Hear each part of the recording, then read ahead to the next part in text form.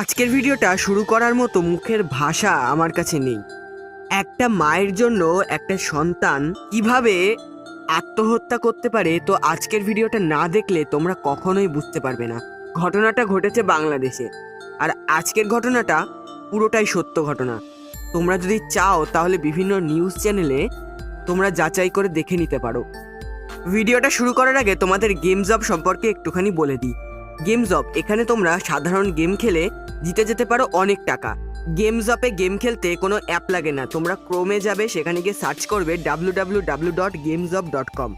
তারপরে এখানে বিভিন্ন সাধারণ গেম খেলে তোমরা জিতে যেতে পারো অনেক টাকা, যেমনটা এখানে তোমরা দেখতে পাচ্ছ। gamesof.com এখন জলের মতো টাকা ওড়াচ্ছে, তাই তোমাদের জেতা টাকা তোমরা খুব সহজেই তোমাদের পেটিএম বা মোবাইলে রিচার্জ করে তুলে নিতে পারবে।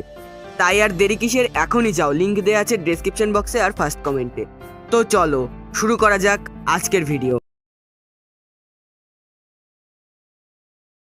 কাল বিকেলে আমি ফেসবুকে ভিডিও দেখছিলাম, আর ঠিক তখনই আমার সামনে একটা ভিডিও আসে, আর সেই ভিডিওতেই আমি জানতে পারি এই ঘটনাটার কথা। তোমরা অনেকে হয়তো এখনো জেনে ওঠোনি, তাই তোমাদের জন্য আজকের ভিডিওটা তৈরি। ছেলেটার বাড়ি হচ্ছে বাংলাদেশে। সে এত পরিমাণে ফ্রি ফায়ার খেলতো যে একসময় এটা তার নেশায় পরিণত হয়ে গেছে। এবার যদি তোমরা তার বয়স শোনো তাহলে তো তোমরা রীতিমতো চমকে যাবে। তোমরা অনেকে হয়তো বিশ্বাস করবে না, কিন্তু এটাই সত্যি। তার বয়স মাত্র 12 বছর। ওই 12 বছরের ছেলেটা প্রতিদিন বাড়ি থেকে মিথ্যে কথা বলে টাকা নিত, আর সেই টাকা দিয়ে সে প্রতিদিন টপ আপ করতো।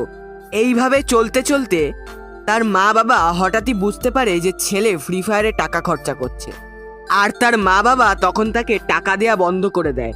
কিন্তু সে ফ্রি ফায়ারে টপ আপ করবে বলে তারপরেও বাড়ির থেকে চুরি করে টাকা নিত আর ফ্রি ফায়ারে টপ আপ করতো।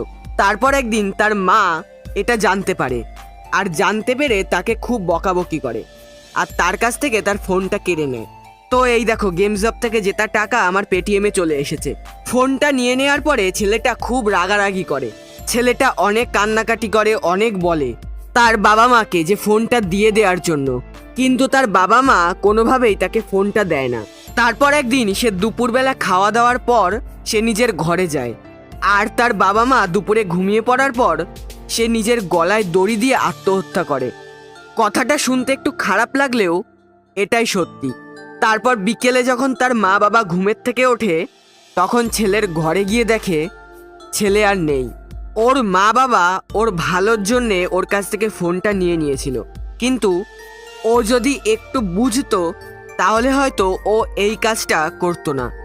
আর ওর বাবা মাও যদি ওকে বকাবকি না করে ওকে ভালোভাবে বোঝাতো তাহলে হয়তো ও আজকে আমাদের মধ্যে থাকতো। তো তোমরা একটু ওর জন্য শান্তি প্রার্থনা করো। আজকের ভিডিওটা এখানেই শেষ করছি। তোমরা যদি তোমাদের কোনো স্টোরি আমার সাথে শেয়ার করতে চাও তাহলে আমার ইনস্টাগ্রামে এসে এখনই আমার সাথে যোগাযোগ করো, সেখানে আমি সবসময় অ্যাক্টিভ থাকি। আর ভিডিওটা ভালো লাগলে অবশ্যই ভিডিওটাকে একটা লাইক করে দাও। চ্যানেলে নতুন হয়ে থাকলে অবশ্যই চ্যানেলটাকে সাবস্ক্রাইব করে দাও। আর গেমস অফ www.gamesof.com এখনই ভিজিট করে একবার দেখে আসো। তো আজকের মতো এতটুকুই, দেখা হচ্ছে কালকে। ততক্ষণ ভালো থাকবে, সুস্থ থাকবে, টাটা।